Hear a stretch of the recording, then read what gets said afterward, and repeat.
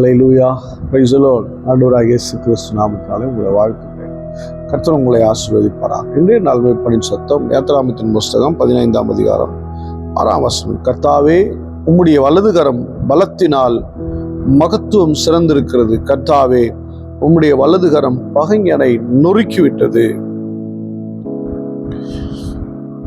இந்த சங்கீதத்தில் இந்த யாத்திராகமத்தின் புஸ்தகத்தை 15ஆம் அதிகாரத்தில் பார்த்தீங்கன்னா தேவனை துதித்து கொண்டே இருக்கிறது. துதிக்கிற துதிகளை நிறைய பார்க்கலாம், அதில் உயர்த்துறதை பார்க்கலாம். சொல்றார், உம்முடைய வலதுகரம் மகத்துவம் நிறைந்திருக்கிறது. உம்முடைய வலதுகரம் மகத்துவம் நிறைந்திருக்கிறது அப்படின்னா வலதுகரம், வலது, ரைட் சைட், ரைச்சஸ்னஸ், அது நீதியை குறிக்கிறது.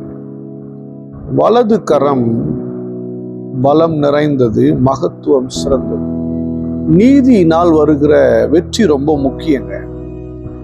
நீதியில தான் வெற்றி வரணும், அநீதியினால வெற்றி வரக்கூடாது. ஒரு தேவனுடைய பிள்ளைக்கு எதனால நீதி வரணும்னா நீதியினால தான் வரணும். வெற்றி எதனால வரணும்? நீதியினால தான் வரணும். அநீதியினால அது அந்த அளவுக்கு நல்லா இல்லை, அது சரியானதுன்னு சொல்ல முடியாது. நீதியினால. அதனால தாவீது நீங்க பாருங்க, அவருடைய ஆட்சி. ஏன் தாவீதை உயர்த்தி உயர்த்தி நம்ம பேசுறோம்? ஏன் தேவன் நிறைய இடத்துல தாவீதை விட்டு கொடுக்காம உயர்த்தி பேசுறாரு? என் இருதயத்துக்கு ஏற்றவன் சொல்றாரு. என்னன்னா, நீதி செய்த ஒரு மனுஷன், நீதி செய்த ஒரு ராஜா, நீதி செய்த ஒரு தேவனுடைய பிள்ளை அப்படின்னா நீதி ரொம்ப முக்கியம். வெற்றி கிடைக்கும். அநீதினால எத்தனையோ பேர் வெற்றி பெறுகிறார்கள்.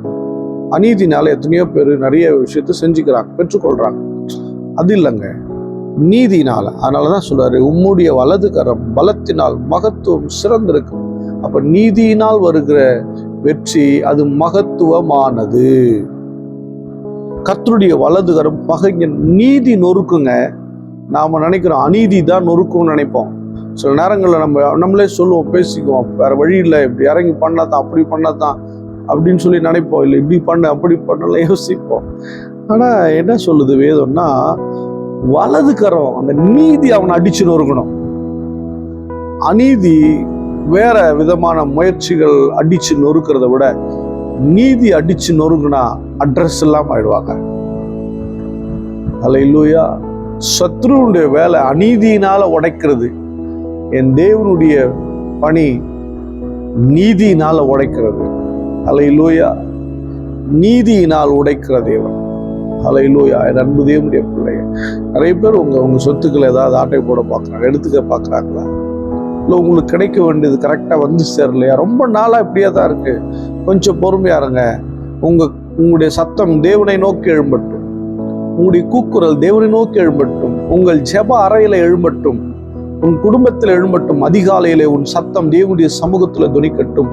இரவு நேரங்களிலே உன்னுடைய சத்தம் தேவனுடைய சமூகத்துல துணிக்கட்டும். எனக்கு வர வேண்டிய நீதி, எனக்கு நடக்க வேண்டிய நீதி கிடைக்கவில்லை, என்னுடைய நியாயம் எடுபடவில்லை என்று சொல்லி அதிகாலையில, இரவு நேரங்களில சமயம் கிடைக்கும் போது, ஏன் தேவனுடைய ஆலயத்துல நீ உன்னுடைய குரலை உயர்த்து. அந்த வலதுகரம் சத்ருவின் அதிகாரங்களை நொறுக்கி போடும். சத்துருடைய செயல்களெல்லாம் முழுவதும் அழித்து விடும். வலதுகரத்தின் வல்லமை அத்தனை. வலதுகரம் என்றால் தேவனுடைய நீதி அத்தனை மேன்மையானது. சத்துருடைய சகலத்தையும் உடைத்தெறியும். ஸ்தோத்திரம் பண்ணலாமா? இன்னைக்கு உங்களுக்கு உடைக்கும். உங்களுக்கு எதிராக இருக்க சத்ரு அதிகாரம் உடைச்சு ஸ்தோத்திரம் பண்ணுவோம். ஸ்தோத்திரம் ஆண்டவரே, ஸ்தோத்திரம், ஸ்தோத்திரம். சத்ருவின் அதிகாரங்களை நொறுக்கி போடுகிறவரே, அவைகளை ஒன்றுமில்லாமல் போக பண்ணுகிறவரே, எல்லாவற்றையும் சரி செய்கிற தேவனே, ஸ்தோத்திரம், ஸ்தோத்திரம். நீதி கிடைக்காதவர்களுக்கு, நியாயம் கிடைக்காதவர்களுக்கு, அநீதியினால் அநியாயத்தினால் ஒடுக்கின ஜனங்களுக்கு எதிராய், ஒடுக்கினவர்களுக்கு எதிராய் உங்களுடைய நீதி எழும்பி நிற்க போகிறது. அதற்காக ஸ்தோத்திரம், ஸ்தோத்திரம். பரிசுத்த பிதாவே, ஸ்தோத்திரம். உம்மை போல நீதி செய்கிறவர் ஒருவர் இல்லை. உம்மை போல நியாயம் செய்கிற தேவன் ஒருவர் இல்லை.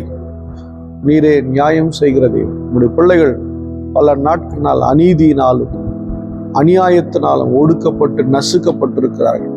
இந்த காலவேளையில அவைகளெல்லாம் தவிடுபடியாய் மாறட்டும். உம்முடைய நீதியினாலே, உம்முடைய நியாயத்தினாலே, உம்முடைய நீதி என்னும் நியாயம் என்னும் வலது கரத்தினாலே சத்ருவின் அதிகாரங்களை உடைத்து போடுவீராக. நன்மை செய்யுங்கப்பா. இந்த பிள்ளைகளை கைவிடாது. இயேசு கிறிஸ்துவின் நாமத்தால் ஜெபிக்கிறேன் ஜீவனுள்ள நல்ல பிதாவே. ஆமென். God bless you. Bye bye.